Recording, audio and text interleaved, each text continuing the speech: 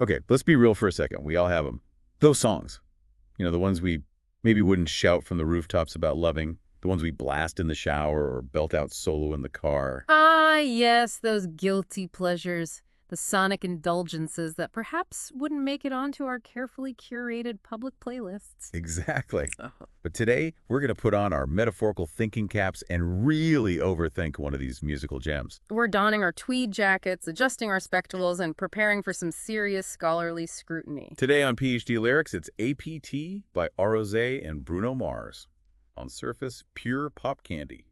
But we're going deeper. Peeling back the layers of this seemingly simple confection to reveal the complex tapestry of meaning woven within. So, starting with the obvious, Right? that repetition.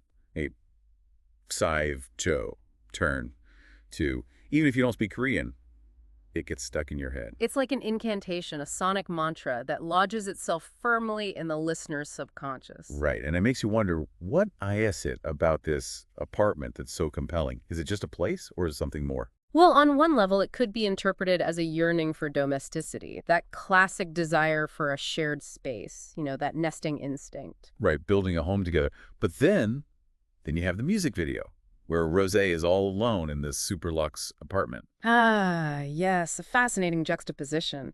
The lyrics suggest this longing for shared experience, but the visuals tell a different story. It's like she's surrounded by all this opulence, but there's a sense of isolation there, almost sterile. Exactly. It raises questions about the nature of desire in the modern age. Is this yearning for connection genuine, or is it a performance? Ooh, good point. Like, is she singing to someone or for someone? Is it a genuine cry from the heart Hmm. or a carefully constructed persona? And then there's that line, kissy face sent to your phone, but I'm trying to kiss your lips for real. I mean, come on, that's loaded. Whoa, yeah, that's where it gets really interesting. Like, she's acknowledging this digital world of virtual affection, Yeah. but she wants something more. It speaks to that tension between the digital and the physical. We're hyper-connected online, but are we truly connecting? Right, we're bombarded with these kissy faces, these little emojis, but where's the real intimacy? It's a yearning for authenticity in an increasingly artificial world. And then you get that power shift in the lyrics. Hey, so now you know the game. Are you ready? Because I'm coming to get you, get you, get you. Yeah. On the surface, she's the one in control, pursuing. But if we consider that loneliness we were talking about, It could be a mask, a way of projecting confidence to cover up a deeper vulnerability. interesting. So it's not just about wanting connection. It's about wanting control in a world that feels very out of control. A world where digital interactions often replace real-life intimacy. And APT becomes this poignant reflection of that struggle. It's like a cry for something real in this sea of digital facades. Exactly, a yearning for substance in a world obsessed with superficiality. A digital facade masking a very real human need. It's fascinating, isn't it? How these seemingly simple pop songs can hold such depth.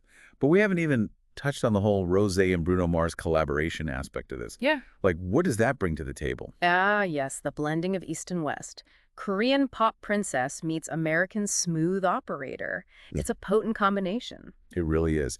And it kind of mirrors that central theme of the song, doesn't it? Mhm. Like this yearning to connect across cultures, across these perceived divides. Absolutely. You have Rosé embodying that very specific K-pop aesthetic, and Bruno Mars with his classic American pop swagger. And they're coming together to create this shared experience. And their voices blend so well together. It's like familiar but also exotic at the same time, kind of like how we were describing that apartment. Precisely. You have that pulsating beat that screams American Top 40, but then these almost traditional Korean melodic flourishes woven in. It creates this soundscape that's both comforting and disorienting. Like you're being pulled in different directions musically, which kind of reflects the emotional pull of the song itself, right? Yeah. Like that push and pull between the familiar and the unknown. Exactly. It's a sonic representation of the complexities of desire. Oh, and speaking of sonic, we can't forget about the repetition, the Rila, Jules Weil.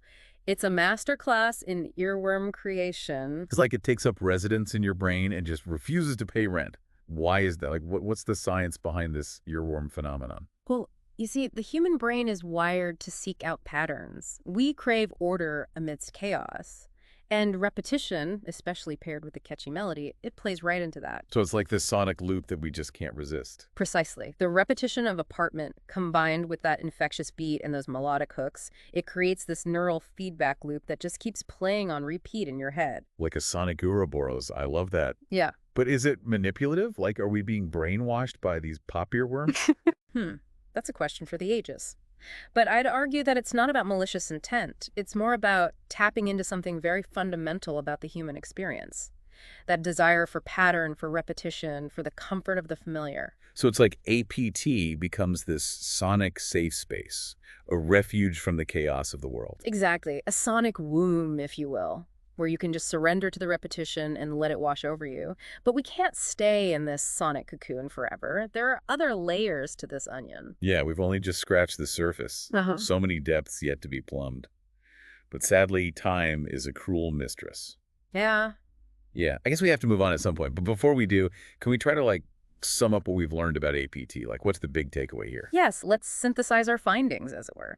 APT, as we've seen, is a multifaceted gem reflecting a spectrum of meanings. On the surface, it's catchy, it's pop, it's fun.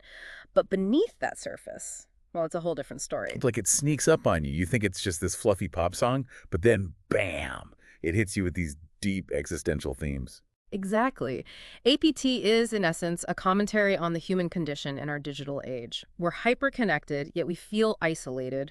We crave authenticity, yet we're surrounded by artificiality. And it's almost like we're all living in these fancy, sterile apartments, just like in the video, reaching out, trying to connect.